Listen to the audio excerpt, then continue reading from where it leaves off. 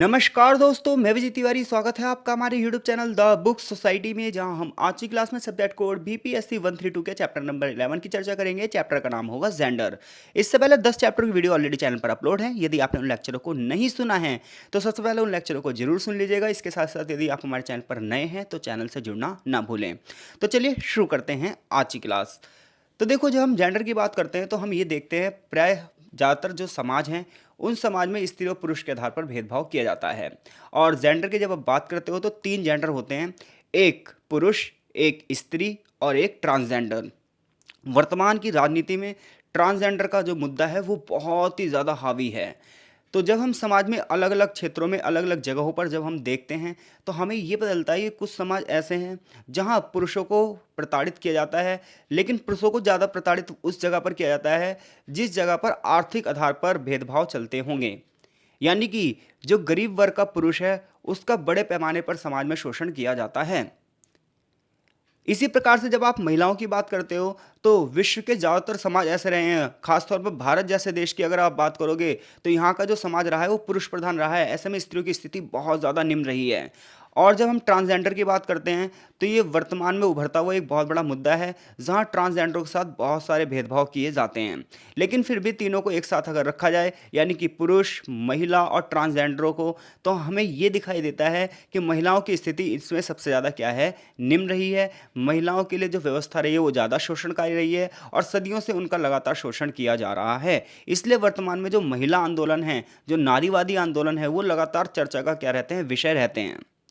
तो इतनी बात आपको क्लियर हो गई। जब हम जेंडर की बात करेंगे तो कितने जेंडर की बात करेंगे, हम 3 जेंडर की बात करेंगे, जिसमें पुरुष, महिला और ट्रांसजेंडर्स की बात करेंगे। और तीनों ही अपने अपने स्तर पर कहीं ना कहीं पीड़ित हैं, लेकिन सबसे ज़्यादा मुद्दा किसका उठाया जाता है, महिलाओं का। ठीक है भाई, तो अब शुरू करते हैं चैप्टर। चैप्टर की सबसे पहले एक प्रस्तावना दी गई है। प्रस्तावना कुल मिलाकर ये बताती है कि समाज में प्रत्येक व्यक्ति की किसी न किसी रूप से कोई ना कोई पहचान है। कई बार वो पहचान भाषा के आधार पर होती है, कई बार वो पहचान धर्म के आधार पर होती है, कई बार वो पहचान जाति के आधार पर होती है, कई बार लिंग, जेंडर और आदिवासी इत्यादि के आधार पर हर एक व्यक्ति की अपनी अपनी क्या होती है, आइडेंटिफिकेशन होती है। लेकिन देखो, जब हम जेंडर की बात करते हैं तो बहुत सारे लोगों के मन में ना ये डाउट रहता है कि जो जेंडर है और जो लिंग है वो एक ही है, लेकिन ऐसा नहीं है। जेंडर और लिंग देखो, दोनों चीज़ें अलग अलग हैं। जब हम लिंग की बात करते हैं तो हम जैविक अंतर की बात करते हैं। पुरुष और महिलाओं में जो बायोलॉजिकल डिफरेंसेस हैं उसके आधार पर हम उन्हें बांट देते हैं, लिंग के आधार पर पुल्लिंग और स्त्रीलिंग। लेकिन जब हम जेंडर की बात करते हैं तो जेंडर ना बिल्कुल ही पैदाइश नहीं होता है। लिंग पैदाइश होता है, जैविक अंतर पैदाइश होते हैं, जो शारीरिक अंतर हैं वो पैदाइश होते हैं, जो कि पुरुष को पुरुष और स्त्री को स्त्री बनाते हैं। लेकिन जब हम जेंडर की बात करते हैं तो जेंडर में हम ये देखते हैं कि समाज लिंग के साथ कैसा व्यवहार कर रहा है। यानी कि कोई स्त्री जब पैदा होती है तो उसे स्त्री पैदा नहीं होती, उसे स्त्री बनाया जाता है। जैसे कि सोसाइटी उसके साथ क्या करती है, एक छोटी अगर बच्ची है तो उसको गुलाबी रंग के कपड़े लाए जाएंगे, उसके खिलौने अलग होंगे, उसके साथ बातचीत करने के तरीके अलग होंगे। ये माना जाएगा, उसे अलग तरीके से चीज़ों को सिखाया जाएगा कि तुझे तेज़ नहीं बोलना, तुझे तेज़ नहीं हंसना। लेकिन वही पुरुष होगा तो उसे ब्लू कलर की चीज़ें लेकर आएंगे, उसके लिए गाड़ियाँ लेकर आएंगे, उसके साथ अलग व्यवहार करेंगे। इवन अगर वो शरारत भी करेगा तो उससे कहेंगे कि कोई बात नहीं, लड़का शरारती होता है, लड़के तो ऐसा करते ही करते हैं। यानी कि लड़के को लड़का समाज बना रहा है और लड़की को लड़की समाज बना रहा है। तो लड़की के साथ जो ये व्यवहार किया जा रहा है उसके बाद वो लड़की जो लड़की बन रही है, और लड़के के साथ जो व्यवहार किया जा रहा है जिसके बाद वो लड़का लड़का बन रहा है, ये चीज़ जेंडर कहला रही है। जो ये डिफरेंसेस हैं, जो ये अंतर हैं, ये उस जेंडर को जेंडर बना रहे हैं। तो इतनी बात पता चल गई आपको लिंग और जेंडर में क्या अंतर है। तो लिंग जो है वो प्राकृतिक है, जबकि जो जेंडर है वो सामाजिक है। अगर एक छोटी सी बच्ची से आप बचपन से ना लड़के जैसा व्यवहार करोगे तो उसे कभी भी ना ये महसूस ही नहीं होगा कि वो एक लड़की है, और उसके साथ समाज में शोषणकारी प्रवृत्तियाँ देखने को मिलती हैं। इतनी बात आपको क्लियर हो गई। तो कोई अगर आपसे आज के बाद पूछ ले कि जेंडर और लिंग के अंदर क्या अंतर है, तो आप बताओगे लिंग जो होता है वो ना प्राकृतिक है, वो पैदाइश है। इसमें हम ना शारीरिक जो हमारा जैविक अंतर है उसके आधार पर हम भेदभाव भेदभाव कह रहा हूँ, उसके आधार पर अंतर करते हैं। लेकिन जब हम बात करते हैं जेंडर की, तो जेंडर एक सामाजिक निर्मिति है। इसका निर्माण समाज में जो हमारा व्यवहार है उसके आधार पर किया जाता है। ठीक है, और ये तीनों ही पुरुष, महिला और ट्रांसजेंडर तीनों ही व्यवहार के आधार पर क्या करते हैं, शोषण खाते रहते हैं। किसी समाज में पुरुष, किसी में स्त्री और कहीं पर ट्रांसजेंडर, लेकिन ज़्यादातर समाजों में महिलाएं। ये बात ध्यान रखिएगा, ठीक है भाई। जिस समाज में पुरुषों को ज़्यादा से ज़्यादा अधिकार मिलेंगे उस समाज को आप पितृसत्तात्मक समाज कहेंगे, और जहाँ पर महिलाओं को ज़्यादा से ज़्यादा अधिकार मिलेंगे, महिलाएं ताकतवर होंगी, उन्हें मातृसत्तात्मक समाज कहेंगे। तो कुल मिलाकर प्रस्तावना हमें छोटी छोटी बहुत सारी चीज़ों के बारे में बता रही है, छोटे छोटे वर्ड्स को डिफाइन कर रही है, और आगे कुल मिलाकर प्रस्तावना ये कह रही है कि हम चैप्टर में क्या पढ़ेंगे। अब देखिए, चैप्टर की शुरुआत यहाँ से होती है, जेंडर संबंधित मुद्दे क्या हैं। तो जैसे कि अभी मैंने बताया कि वर्तमान राजनीति में महिला जो आंदोलन है वो बहुत ही ज़्यादा प्रभावशाली तरीके से उठ रहे हैं, चाहे आप भारत की बात करो, चाहे वो अन्य देशों की बात करो। तो 1980 के बाद खास तौर पर जब एजुकेशन का विस्तार हुआ, बड़े पैमाने पर लोगों को अपने अधिकारों के बारे में पता चला, बहुत सारे विभिन्न देश अपने अपने तरीके से आज़ाद हुए, औपनिवेशिक प्रवृत्तियां समाप्त हुई, तो लोगों को सोचने का मौका मिला। जब लोगों को सोचने का मौका मिला तो उन्होंने देखा कि समाज में कौन सा वर्ग सबसे ज़्यादा क्या है, पीड़ित है। तो ऐसे में समाज में महिला जो वर्ग था उसके बारे में चेतना बढ़ी, उनके अधिकारों की बात न सिर्फ भारत में बल्कि पूरे विश्व के स्तर पर उठाई गई, और यहीं से एक नए आंदोलन का जन्म हुआ जिसे नारीवादी आंदोलन कहते हैं। इतनी बात क्लियर है। 1980 के बाद भाई जब एजुकेशन लेवल का विकास हुआ तो लोगों के सोचने की क्षमता बढ़ी। जब लोगों के सोचने की क्षमता बढ़ी तो उन्होंने देखा समाज में कौन सा तबका अल्पविकसित है, तो सबकी नज़रें किस पर गई, महिलाओं पर। तो ऐसे में बहुत सारे लोगों ने नारीवादी मुद्दों को उठाया। नारीवादी वो होते हैं जो महिलाओं के अधिकारों की वकालत करते हैं, जो महिलाओं के अधिकारों के मुद्दों को समाज में उठाते हैं। अब इनको ये देखा इन्होंने कि समाज ना न सिर्फ महिलाओं को बल्कि पुरुषों, ट्रांसजेंडरों को भी प्रभावित करता है, और इस समस्या का समाधान जब तक नहीं हो सकता जब तक पूरी की पूरी जो सोसाइटी है वो सामूहिक प्रयास ना करे, क्योंकि किसी एक व्यक्ति के प्रयास से, सरकार द्वारा अधिकार दे देने से इस समस्या का समाधान नहीं होगा। अगर सरकार महिलाओं को अधिकार भी दे देती है लेकिन अगर परिवार में ही उसका शोषण हो रहा है तो सरकार क्या कर लेगी, समाज में उसका शोषण हो रहा है तो समाज क्या कर लेगा। अनेक कानून बने हैं लेकिन क्या उन कानूनों को जमीनी स्तर पर लागू किया गया है? तो हमारी बिना सहभागिता के कभी भी महिलाओं को अधिकार मिल ही नहीं सकते, चाहे वो कागजों में मिल जाए, संविधान में मिल जाए, रूल और रेगुलेशन बन जाएं, लेकिन जमीनी स्तर पर जब तक जनता खुद जागरूक नहीं होगी तब तक कैसे हर एक व्यक्ति को अधिकार मिल जाएगा। तो आज हम देखते हैं वुमेन एम्पावरमेंट की बात बहुत ज़्यादा हो रही है। ये माना जाता है महिलाएं निम्न स्थिति में हैं, तो ऐसे में उनके सामने ही सबसे ज़्यादा चुनौतियां हैं। ऐसे में जेंडर आधारित जो भेदभाव हैं इनके लिए कानून बन रहे हैं, लेकिन समाज में इन कानूनों को कोई भी गर्व से मान्यता नहीं देता है। इसके अलावा भी आज भी भेदभाव जारी है। आज भी हम देख सकते हैं बड़े पैमाने पर बलात्कार की घटनाएं हमारे सामने आती रहती हैं, घरेलू हिंसाएं देखते हैं हम, पुत्रियों के साथ भेदभाव किया जाता है, दहेज उत्पीड़न किया जाता है, बड़े पैमाने पर दुल्हन को जलाना, बच्चे के लिंग का पता करना, यानी कि पैदा होने से पहले ही पेट में ही पता कर लिया जाता है कि लड़की है या लड़का है, लड़की है तो उसे गर्भ में ही मार देते हैं, कन्या भ्रूण हत्या होती है। आज भी समाज में बाल विवाह जैसी कुरीतियाँ प्रचलित हैं। आज भी परंपरागत जातियों द्वारा भेदभाव किया जाता है। आज भी पंचायतों द्वारा उत्पीड़न बड़े पैमाने पर हमें देखने को मिलते हैं जो कि महिलाओं से जुड़े हुए हैं।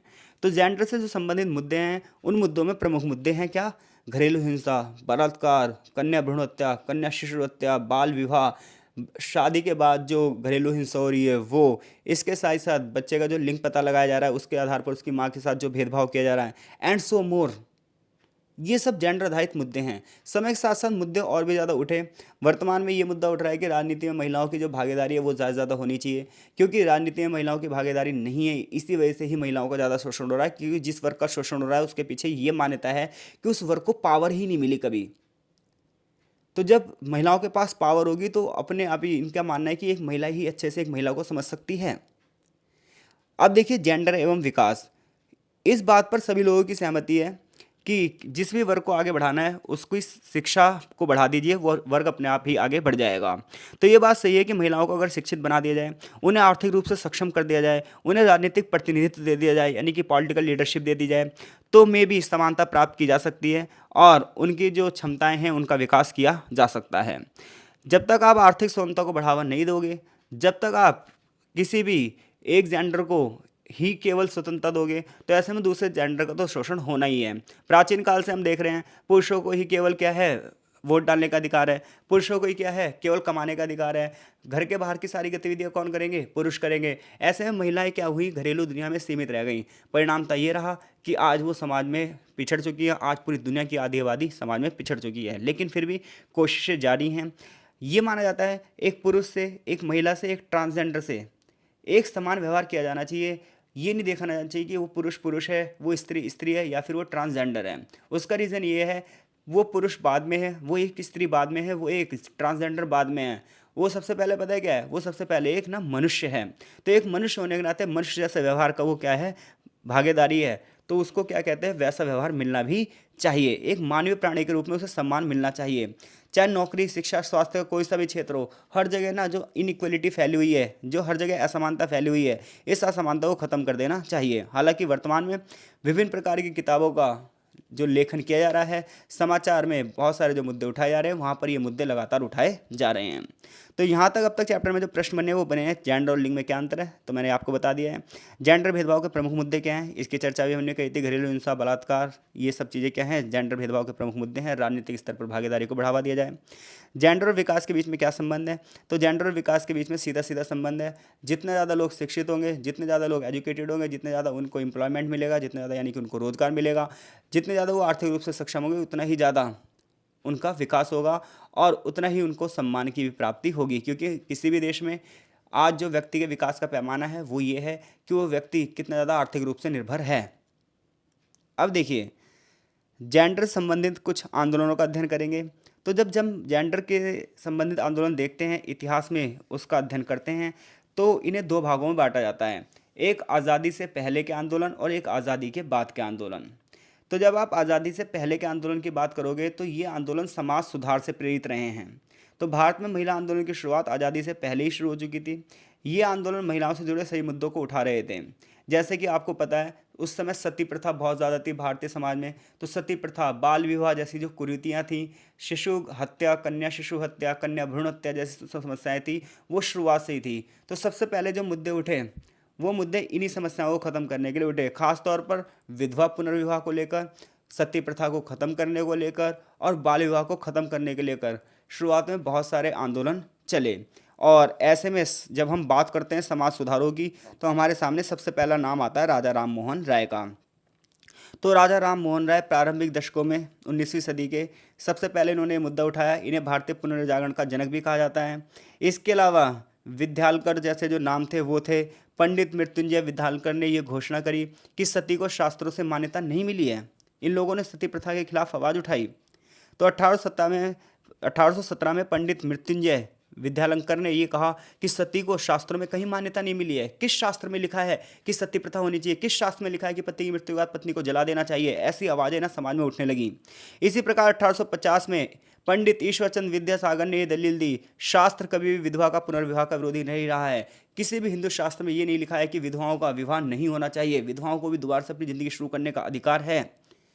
आगे चलकर इन लोगों के प्रयासों से लॉर्ड विलियम बेंटिक ने, जो कि उस समय भारत के गवर्नर जनरल थे, इन्होंने सती प्रथा पर पाबंदी लगा दी और सती प्रथा विरोधी क्या करा, एक कानून पास किया, जिसमें अब सती प्रथा करवाना या किसी को इसलिए ज़बरदस्ती चिता पर बिठाना, ये क्या होगा, अब एक दंडनीय अपराध होगा। ऐसा करते हुए कोई पकड़ा गया तो उसको सज़ा मिलेगी। 1829 में जब सती प्रथा निरोधक कानून पारित किया गया तो बड़े पैमाने पर समाज के जो रूढ़िवादी लोग थे, कट्टरवादी लोग थे, उन्होंने इसका विरोध किया। लेकिन फिर भी जो समाज सुधारक थे उस समय जो सोशल वर्कर थे, वो अपने अपने स्तर पर कार्य करते रहे। ठीक इसी प्रकार से ज्योतिबा फुले का नाम कौन भूल सकता है। ज्योतिबा फुले ने सत्यशोधक समाज की स्थापना करी और इनका जो कार्य रहा वो सती प्रथा को खत्म करना, विधवा पुनर्विवाह को बढ़ावा देना, इसके साथ साथ महिला शिक्षा को बढ़ावा देना। इसके लिए ज्योतिबा फुले ने अपना पूरा का पूरा जीवन खपा दिया। स्वामी दयानंद सरस्वती की बात की जाए तो इन्होंने हिंदुओं में सुधार लाने के लिए आर्य समाज आंदोलन की शुरुआत करी। इन्होंने भी बहुविवाह और बाल विवाह का बड़े पैमाने पर विरोध किया।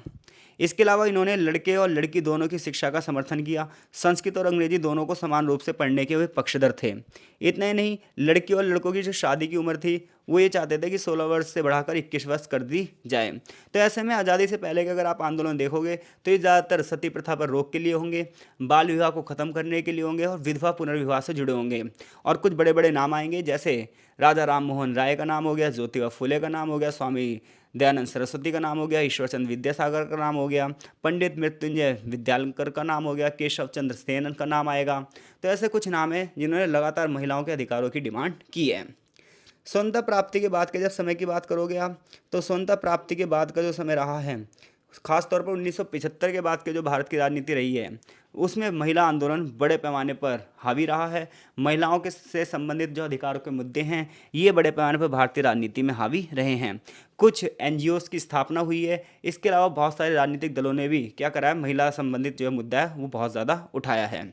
महिला शिक्षा को बढ़ावा दिया गया है, महिलाओं की प्राइमरी शिक्षा को बढ़ावा दिया गया है, माध्यमिक शिक्षा को बढ़ावा दिया गया है, क्योंकि किसी भी समाज का विकास आप एजुकेशन के माध्यम से ही कर सकते हैं। हालांकि शुरुआत में जो महिला आंदोलन थे वो पश्चिम यानी कि वेस्टर्न जो देश थे उनके आंदोलनों से प्रभावित थे, लेकिन आगे चलकर धीरे धीरे क्या हुआ, भारतीय समाज ने अपने एक अलग तरीके से नई विचारधारा को बढ़ावा दिया।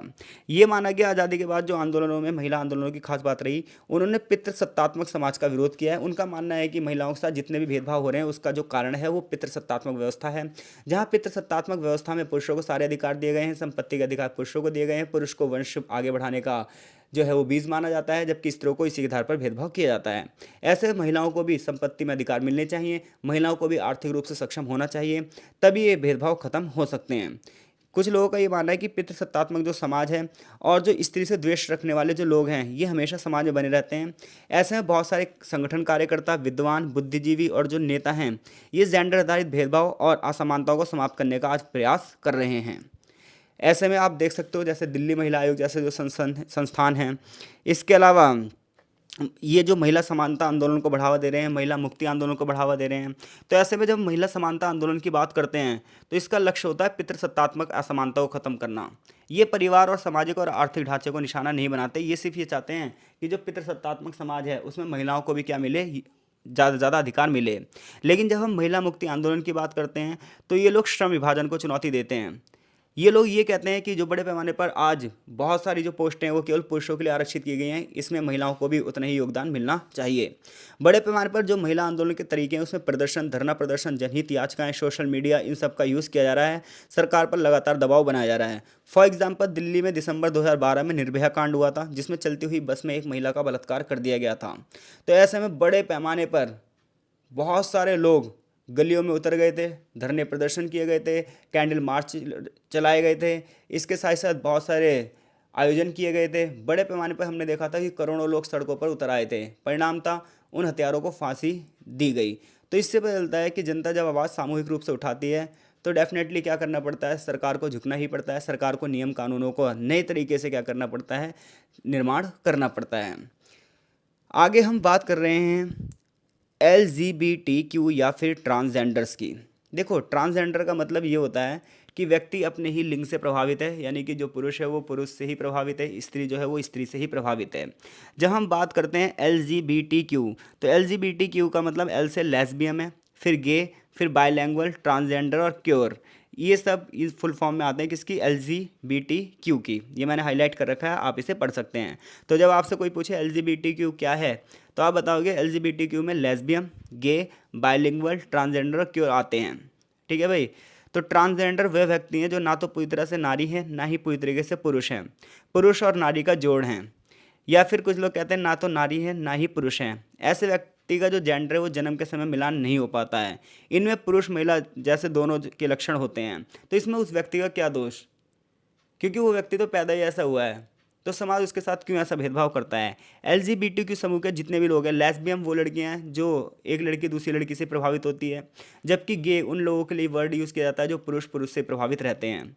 ऐसे में ये जो लोग हैं इनके साथ लगातार समाज भेदभाव करता है, इन्हें लगातार यूज़ की चीज़ समझा जाता है और इनके साथ समाज खुलकर बातचीत नहीं करता। इवन जिस परिवार में ये पैदा होते हैं उस परिवार के लोग भी शर्म के मारे इन्हें क्या करते हैं, उन राइट्स वो राइट्स नहीं देते जो राइट्स इन्हें मिलने चाहिए। ऐसे में आज वर्तमान में ये लोग अपने आप को इकट्ठा कर रहे हैं, अपने संगठन बना रहे हैं और सरकार पर दबाव बना रहे हैं कि इनके हितों के लिए कानून निर्माण हो। आज आप वर्तमान में देख भी सकते हो सरकार और सुप्रीम कोर्ट में इस चीज़ को लेकर तनातनी है। सुप्रीम कोर्ट अपने डिसीजन अलग तरीके से दे रहा है और गवर्नमेंट अपने डिसीजन अलग तरीके से रख रही है। तो आज एक बहुत बड़ा मुद्दा हो चुका है ये LGBTQ की आत्म पहचान का, कि समाज में आखिर उनका स्थान है क्या। उनके आंदोलन के जवाब में रुचि शिवा ने राज्यसभा में दिसंबर 12, 2014 को एक प्राइवेट यानी कि निजी विधेयक पेश किया गया था, यानी कि राज्यसभा में ये मुद्दा उठाया गया था कि LGBTQ और ट्रांसजेंडर्स को क्या करना चाहिए, बड़े पैमाने पर अधिकार मिलने चाहिए।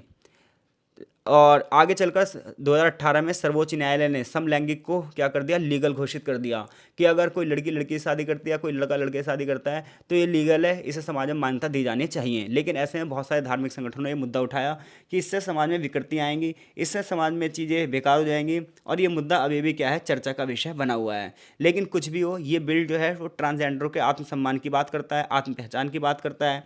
ये कहता है कि एक पुरुष हो चाहे महिला हो चाहे ट्रांसजेंडर हो, हर किसी को एक मनुष्य होने के नाते सम्मान मिलना ही चाहिए। तो इस प्रकार से जब आप सामाजिक व्यवस्था का अध्ययन करोगे तो आपको पता चलता है कि चीज़ें ना उतनी हल्की नहीं है जितनी हल्की हम कई बार सोच लेते हैं। और ये इतनी हल्की इसलिए नहीं है क्योंकि समाज आज भी रूढ़िवादी विचारधाराओं से क्या हुआ है, ग्रसित है। और ऐसे में ये विचारधाराएं बिना बिना एजुकेशन के कभी भी चेंज नहीं हो सकती, और ये एक दिन में भी चेंज नहीं हो सकती, इसके लिए बहुत लंबा समय लगेगा। यहाँ से अगर क्वेश्चन आ जाए अंतर्राष्ट्रीय महिला दशक का क्या महत्व है, तो 1980 के बाद का जो दशक है उसे अंतर्राष्ट्रीय महिला दशक के रूप में जाना जाता है। इसका महत्व यह है कि महिलाओं से संबंधित अधिकारों के लिए जागरूकता अंतर्राष्ट्रीय स्तर पर चलाई जा रही है। महिला समानता और महिला मुक्ति आंदोलन में क्या अंतर है, अगर क्वेश्चन आपसे ये पूछा जाता है तो महिला जो समानता आंदोलन है उसका लक्ष्य क्या होता है कि सिर्फ और सिर्फ वो पितृसत्तात्मक असमानता को खत्म करेगा, महिलाओं की संपत्ति में अधिकारों की बात करेगा। लेकिन जब वो महिला मुक्ति आंदोलन की बात करेंगे तो श्रम विभाजन को चुनौती दी जाएगी कि महिलाओं को रोजगार जैसे अधिकार मिलने चाहिए। जेंडर आधारित आंदोलनों का प्रभाव क्या रहा है, तो जेंडर आधारित आंदोलनों का प्रभाव आपने पूरा पूरा चैप्टर पढ़ा है कि आज बड़े पैमाने पर उन्हें अधिकार मिले हैं, चाहे वो एलजीबीटीक्यू की बात करो और चाहे महिलाओं की बात करो।